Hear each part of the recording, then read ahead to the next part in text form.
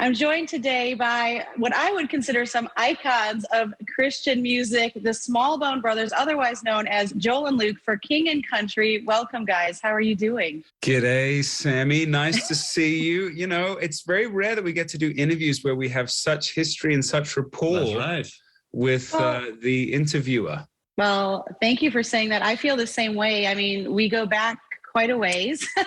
And so I want to get to your music, but I also want to just chat a little bit, if that's okay, because one of the things I appreciate about you both, even though I introduced you of icons of Christian music, is that you all are so real. And I think we've talked about in private just how the moniker even of Christian music really wasn't even a thing until fairly recently, as we consider the dawning of music. Can you just talk a little bit about why do you think there is even such a blending of faith and music? How do you feel about that whole label? I think that music is truly inherently spiritual, all right? Because you go back from the beginning of time, you even go back into Lucifer in heaven, right? There's this power that takes place in music, which makes it dangerous, right? I also think that music, I've seen I think in our career, the power of music that can change someone's life. It can change somebody's day. It can be the thing that spurs them on in that run. It can be the thing that encourages them to get through that workday. Music is a wonderfully powerful thing, and I think because of that, you also have to be careful with it. And it's, you know, in our world, you know, we write music that is real to us. You know, we write music that, we'll be talking about the love that we have for our families and our wives. We'll be talking about our love for God, but we'll be talking about, you know, kind of global issues that we all might be facing. And I think that, you know, music is you know, it's a part of what we do. It's also not who we are, you know. And so I think you got to be careful in any work environment to not become the thing that you may do. And so hopefully that creates a little bit of separation and intent of, hopefully it does become real to us. And when we do come and do shows, we get to kind of show people what we've been up to, and hopefully that music becomes real to others as well. Yeah, you've used the word real a couple of times, and I appreciate that, because you are obviously brothers. You have a larger family of more siblings. Can you just speak a little bit about relationship and how you're able to navigate to keep things real? Because we're not going to pretend that every day is a great day. We can choose, as I say, we can choose to make it a great day. But you're navigating family relationships, band relationships, and then allowing that to permeate your music, because I hear it so really in your music, but then you're also encouraging others. So how do you all navigate that on a daily basis? That's a timely question, Sammy. I mean, the First Bank Amphitheater show is actually the culmination. It'll be the 32nd show, the final show of this tour. And touring this aggressively does wear you down to kind of your bare bones. And so we're kind of in the middle of facing it now. And you have to stay in the tension. I think that's the biggest thing about it. Band life, family life, brotherhood, you know, with your spouse, you have to stay in the tension. You can't deal in absolutes. It's a sort of a dangerous thing. And I think similarly to Luke's comment about music, family's really powerful. You know, family can raise you up or it can tear you down. And we're so fortunate to have built so much trust, he and I, over the last 15 years. It's been hard fought for since we were, you know, he was a late teenager and we started this working towards what became For King and Country. But it's a powerful thing that can be either, you know, you can have oasis moments where it's just the thing explodes, or it can really synergize you and ground you. And fortunately for us, that's what it's been between us and really the whole family. But man, we got to keep putting it. You got to keep staying in the tension, and we're doing that actively right now. Yeah, can I push you, since I know you all, and ask what some of those practices look like? Because you're both married. It's a beautiful relationship, but it's not always easy. I feel you guys coming to the altar of Jesus in some of these songs, and that doesn't come about superficially. So what do you do for the person that's watching, for the person that's listening and says, I am so broken. Like, I want to love. I want to believe. I don't know if I have it in me. What do you do to put that into practice, if you don't mind sharing?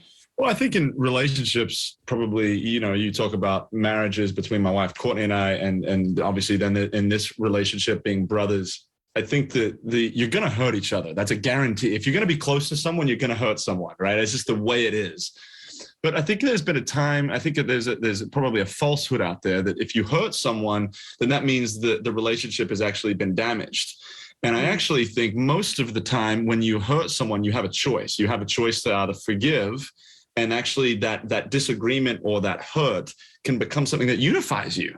I find it very ironic that for my wife and I, when we have a disagreement over something and then we resolve it, I feel so close to my wife when we resolve but it didn't come from just maybe the previous hour or two perfect harmony. It actually came through a little bit of friction. And I think even for Joel and I, it's similar. I mean, we've been working together for over 15 years now. We've had our fair share of disagreements, but ironically enough, when you work through them, that's when the oasis actually takes place. That's when you're actually in a peaceful moment. And I think for the person that's broken, and obviously in this case, I'm probably talking more relationship wise, you got to check your pride at the door a little bit. You got to admit it takes two to tango always, right? Even if you own 2% of the street, you still got to own that 2%. And I think that in this case, it does come to hey, being willing to forgive, being willing to say that you're wrong. And you'll be amazed at what takes place in almost any relationship, work environment. When you say, hey, I made a mistake here, how that opens up a door for a greater community and a greater relationship. Yeah, and when you do fight, I think the other key thing is you can't fight dirty. You know, you can't. When you start leaning into like you always do this or you never do that or character sabotage, that actually does create distrust, and that's something I think we've done pretty well between us and our wives. Is we don't get to a place where we start tearing down the person. You really got to check yourself at that point. Well, you're ministering to me. I know you're ministering to everyone else. Speaking of ministering in music, what is up next for you guys? You say you're ending, the tour. How can people listen to you? Any new music on the horizon? What's next for Cooking in Country? We've got a couple of new songs in the work, a couple of fun features in the works that we're excited to share more about. We're wrapping this tour. We do the fairs and the festivals and all of that in the summer, which should be nice because we sort of, everyone had the whole world had a 2-year hiatus from it. I think the other thing that we're really excited about is we're stepping back into the film world again. We've got 2 or 3 projects that we're developing, and one which tells, sort of speaking of parents and family, is sort of an autobiographical pick that tells our parents' sort of epic migration from Australia to America, called Unsung Hero, which is related to one of our songs, told from our mum's perspective. And right now I'm slated to play Dad, which I know Otto would get a real kick out of.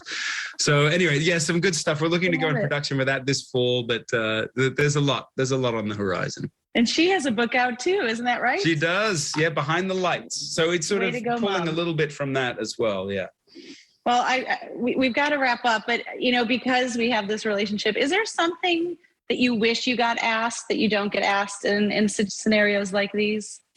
I don't think it's necessarily that we wish we get asked. I think that's actually the exciting part of interviews is you never know what you're going to get asked. I know. I have one, Luke. I have one. What is it? Sammy, I wish you asked who was the A&R guy that actually took you to their label CEO and said, you've got to sign this band, and is really in many ways massively responsible for King and Country's existence. And I would say that is one Otto Price, actually the husband of Sami. And so we're really grateful to your man for all his belief when no one else did.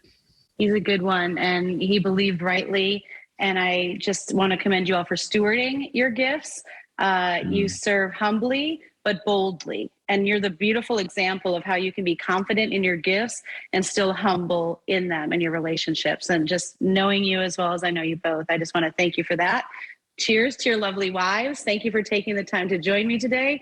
We're going to put the website down below so that everyone can find out more about how they can see and listen to For King and Country. Gentlemen, thank you for joining me on the Sami Cone Show today. Thanks, Sami. Appreciate it. See you soon.